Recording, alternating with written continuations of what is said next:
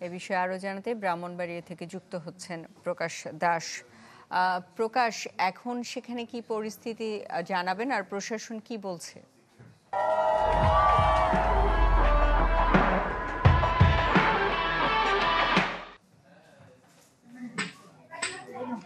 জি সুস্মিতা, আমি এখন দাঁড়িয়ে আছি ব্রাহ্মণবাড়িয়ার সদর উপজেলার বিরামপুর গ্রামে।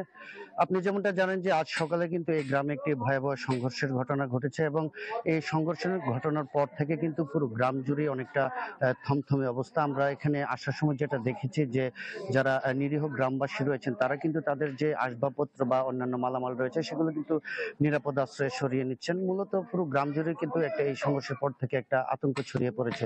তো আমি এখন যে স্থানটিতে আছি এটি হচ্ছে আজকের সংঘর্ষে যিনি নিহত হয়েছেন নাসিরউদ্দিন, তার বাড়ির সামনে।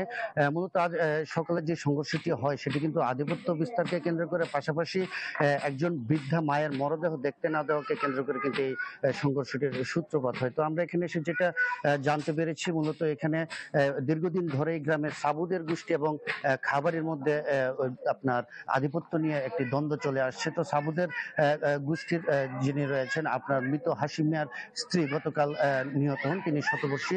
তো তার দুই ছেলে হচ্ছে সাবুদের গোষ্ঠীর পক্ষে রয়েছেন এবং বড় চার ছেলে খাবারের পক্ষে, হারুনের পক্ষে রয়েছেন। তো এসব সেই মরদেহ দেখতে না দেওয়ার কারণে কিন্তু গতকাল থেকে তাদের মধ্যে একটি উত্তেজনা চলে আসছিল এবং এরই জের ধরে আজ সকালে কিন্তু সাবুদের গোষ্ঠীর যে সাচ্চু গ্রুপ এবং খাবারের যে সাবেক চেয়ারম্যান হারুন রয়েছে তাদের পক্ষের লোকজনদের মধ্যে কিন্তু ব্যাপক রক্তক্ষয়ী সংঘর্ষ হয় এবং সংঘর্ষের সময় নাসরুদ্দিন নামের এক ব্যক্তি নিহত হয়। তো এখন আমরা প্রশাসনের সাথে কথা বলেছি, পুলিশ যেটি জানিয়েছে যে তারা যে ভোর থেকে যে সংঘর্ষটি শুরু হয়েছিল তারা খুব প্রায় 3 থেকে 4 ঘন্টা চেষ্টা চালিয়ে এই সংঘর্ষটি নিয়ন্ত্রণে আনে। তো এখন যা নিহতের মরদেহ কিন্তু ময়নাতদন্তের জন্য জেলা সদর হাসপাতাল মর্গে পাঠিয়েছেন এবং এই ঘটনার সাথে যারা জড়িত রয়েছেন বা সংঘর্ষে যারা জড়িত ছিলেন তাদেরকে আইনের আওতায় আনতে তারা চেষ্টা চালিয়ে যাচ্ছেন।